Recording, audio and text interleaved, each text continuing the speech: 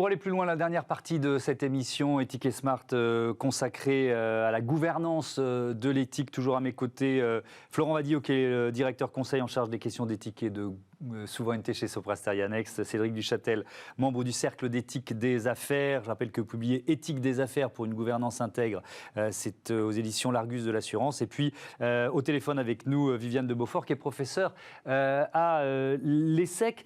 Imaginons, on se projette un peu, on est en 2030, tous les grands comptes du CAC 40 ont défini leur raison d'être. Est-ce que Florent Vadillo, vous diriez que avec ce mouvement, et là je voudrais vraiment qu'on s'intéresse à éthique et raison d'être, est-ce qu'avec ce mouvement, l'éthique a forcément pris plus de place dans notre société, dans notre monde économique ? Évidemment, parce que ça fait partie d'un cycle qui se poursuit, les objectifs du millénaire que les Nations Unies avaient promus par exemple. Donc l'éthique est en train de gagner une place de plus en plus importante, et c'est heureux parce que les entreprises sont des acteurs sociopolitiques très importants. L'objectif de rentabilité, c'est intéressant, mais on voit qu'il y a d'autres choses, et d'ailleurs la période de crise sanitaire l'a bien montré, qu'il y avait d'autres choses que la rentabilité et que l'économie. Donc c'est un élément qui va croître évidemment, et en 2030, on aura très clairement une ligne de fracture entre les entreprises qui ont su se positionner, qui ont su prendre ce virage-là, et celles qui ont des difficultés, soit du fait de leur secteur d'activité, soit du fait d'une culture d'entreprise. Et Mais donc, pardon de vous interrompre, ça veut dire que la raison d'être, c'est aussi un outil de rentabilité ? C'est évidemment un outil de rentabilité pour les clients, et pour les collaborateurs, parce que quand vous avez, surtout sur des tâches à haute valeur ajoutée, une très grande tension sur le marché du travail, eh bien vous avez une plus grande facilité de recrutement, plus grande facilité de fidélisation, et donc des savoirs acquis, des capacités de réactivité qui sont plus importantes. Et puis on a aussi, surtout quand on est tourné vers les consommateurs, une exigence de plus en plus accrue de la part des consommateurs qui désormais peuvent discriminer en fonction des valeurs d'une entreprise. Et donc tout cela contribue à faire une rentabilité évidente de ces sujets de RSE, de conformité et d'éthique désormais. Oui, Viviane de Beaufort, vous le ressentez, vous, j'imagine, avec les étudiants à l'ESSEC notamment. C'est-à-dire que cette notion-là, cette exigence même, elle est de plus en plus forte, génération après génération. Est-ce que vous diriez ça ? Alors absolument. J'ai été confrontée, mais avec beaucoup de bonheur, à cette fameuse génération Y, que moi j'appelle la génération Y, en faisant un jeu de mots idiot avec le Y, parce qu'en fait c'était la première à questionner, celle qui a 30 ans maintenant et qui est chez vous dans les grandes boîtes, ou qui est partie parce qu'elle avait un problème avec justement un décalage entre ses attentes et des valeurs, ou un discours qui ne remplissait pas ses promesses. Celle que j'ai pas plus tard qu'à 16h tout à l'heure en cours, la fameuse génération Z, ils ont 23 ans. Alors, vous diriez peut-être que c'est encore pire, moi je vais dire que c'est encore mieux. Ils ont pris les décisions d'éventuellement changer d'orientation. Il va vraisemblablement y avoir des problématiques de recrutement des talents, on l'évoquait. L'image employeur devient alors un facteur crucial dans cette guerre des talents, et les entreprises qui n'auront pas fait cet effort, ou les organisations comme les cabinets de conseil, ou je parlais des cabinets d'avocats puisque je suis juriste, je les connais mieux, qui ne font pas cet effort-là, vont avoir un véritable problème pour recruter les talents de demain. Ça devient vraiment pour eux, bien plus que la carrière, que le salaire, quelque chose de fondamental. Cédric Duchâtel, je reviens à la question, à la notion de raison d'être. Et d'ailleurs, c'est lié. C'est-à-dire que pour qu'une raison d'être soit pas juste une belle phrase avec des mots un peu creux, et qu'elle attire aussi les nouveaux talents, vous voyez ce que je veux dire, il faut qu'il y ait des bonnes pratiques, que cette raison d'être conditionne des bonnes pratiques. Oui.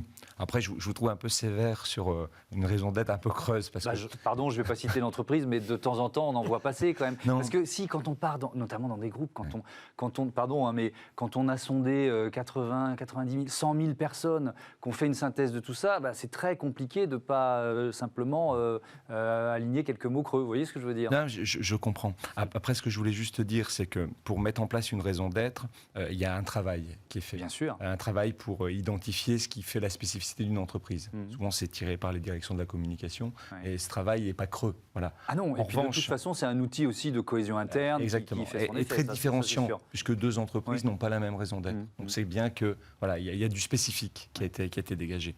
En revanche, après, il faut effectivement transformer ça en réalité opérationnelle. Et c'est là où, par exemple, moi, dans ma raison d'être, il y a le mot responsabilité.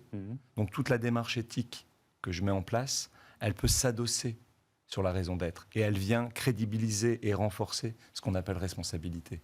Donc quand on travaille, par exemple, sur des bonnes pratiques d'achat éthique, voilà, on travaille sur la responsabilité de l'entreprise et donc on renforce la raison d'être.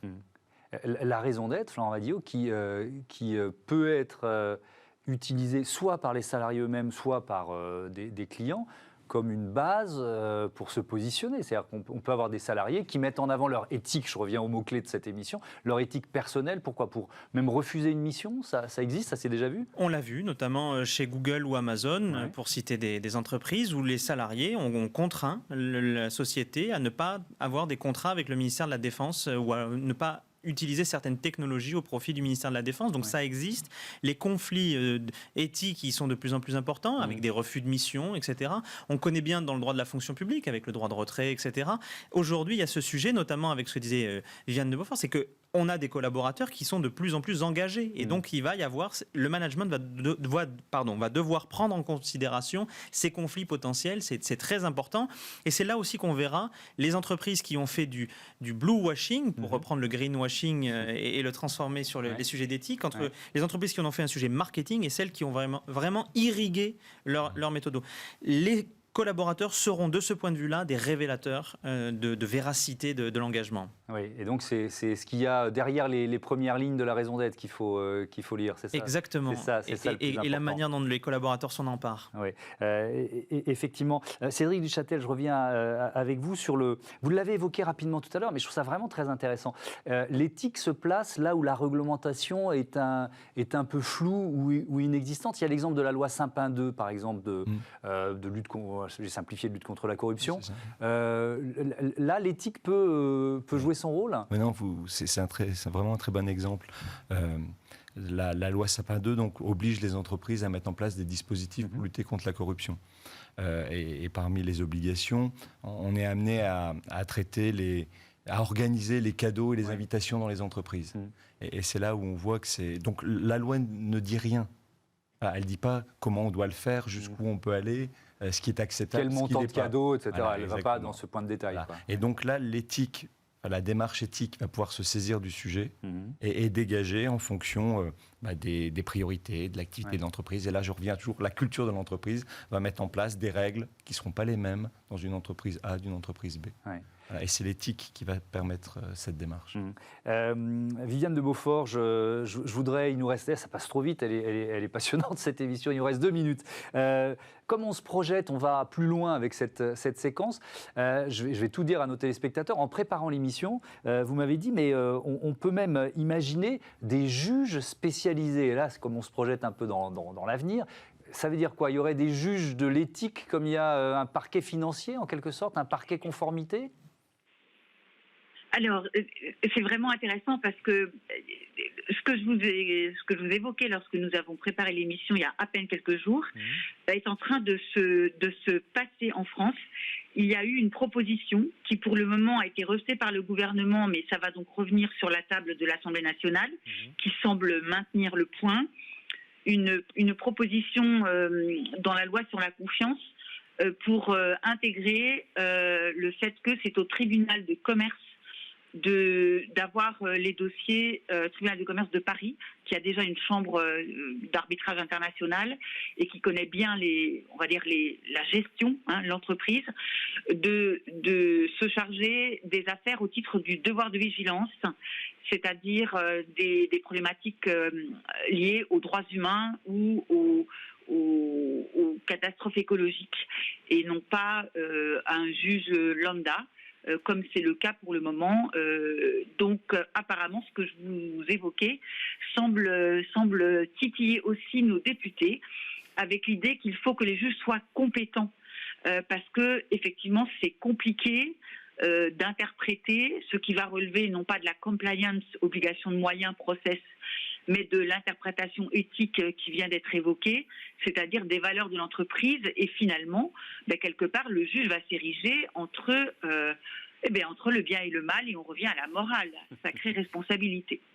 Merci beaucoup, merci Viviane de Beaufort, merci à tous les deux. Cédric Duchâtel, je rappelle le titre de votre livre Éthique des affaires pour une gouvernance intègre, c'est donc publié aux éditions L'Argus de l'assurance. Florent Vadillo, je renvoie à votre note d'analyse pour Sopra Steria Next. C'était vraiment passionnant, merci à tous les trois. On se retrouve bientôt pour un nouveau numéro d'Éthique et Smart. Je voudrais remercier Juliette Denoyel qui est à mes côtés pour préparer, programmer, produire cette émission. Merci Juliette, à bientôt. Salut.